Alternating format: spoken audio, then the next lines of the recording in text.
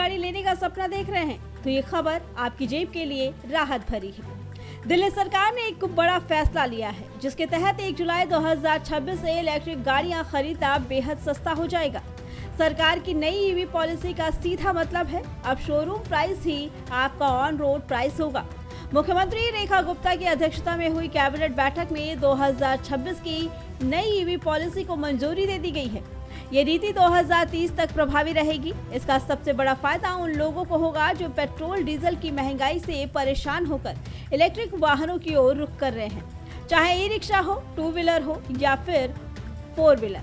अब रजिस्ट्रेशन और road tax के नाम पर एक भी रुपया अतिरिक्त नहीं देना होगा। आज दिल्ली के लिए सच में बहुत ही ऐतिहासिक दिन है। वर्षों से जो असल में दिल्ली की आवश्यकता थी, जो कि दिल्ली की बहुत सारी लीगेसी प्रॉब्लम्स को सॉल्व करने का माध्यम हो सकती थी, उस पॉलिसी को बनने का, लागू करने का इंतजार अब खत्म हो रहा है। उसका नाम है दिल्ली ईवी पॉलिसी, जिसके अंतर्गत ये ईवी पॉलिसी जिसको हम 1 जुलाई 2026 से लागू करना चाह रहे हैं, माननीय एलजी महोदय की संस्तुति के बाद, ये 31 मार्च 2030 तक ये पॉलिसी लागू रहेगी और पूरी की पूरी पॉलिसी इलेक्ट्रिक व्हीकल्स के ऊपर केंद्रित है, जिसका जीरो एमिशन व्हीकल्स, जिसके माध्यम से हम चाहते हैं दिल्ली शहर पूरी तरीके से धीरे धीरे पॉल्यूशन फ्री सिटी में कन्वर्ट हो, जिसका लाभ दिल्ली की जनता को मिले।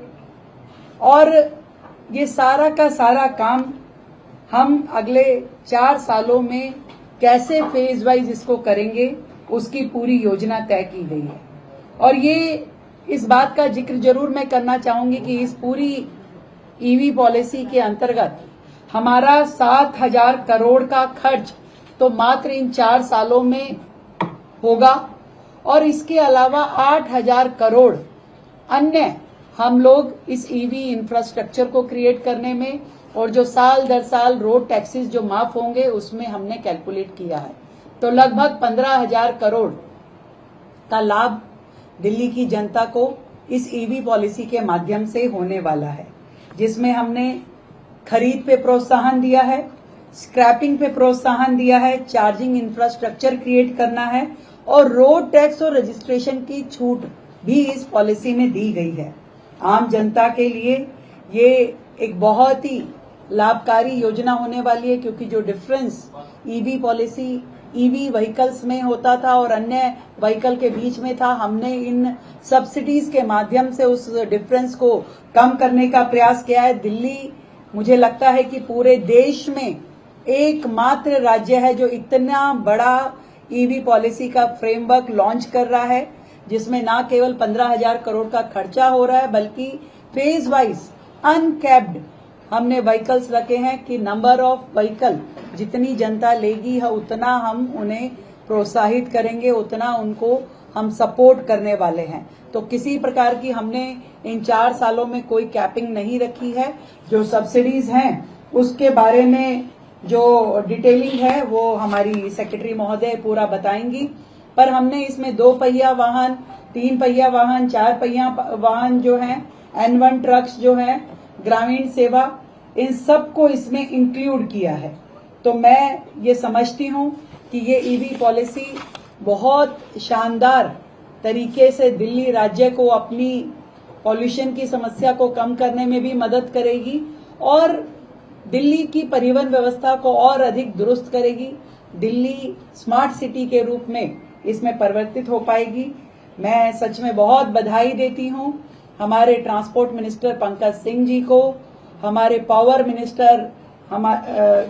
मिनिस्टर आशीष सूद जी को और एनवायरमेंट मिनिस्टर मजिंदर सिंह सिरसा जी को, जिन्होंने बहुत मेहनत के साथ एक एक पक्ष पे इस पे काम किया और साथ ही स्टेक होल्डर्स के साथ बारंबार मीटिंग्स करी। हर स्टेक होल्डर का जो कहना था, जो उसके सुझाव थे, इसमें इनबिल्ट किए गए और हर लेवल पे चर्चा करने के बाद इस ड्राफ्ट को हम तैयार कर पाए हैं और जिसे आज हमने कैबिनेट में अप्रूव किया।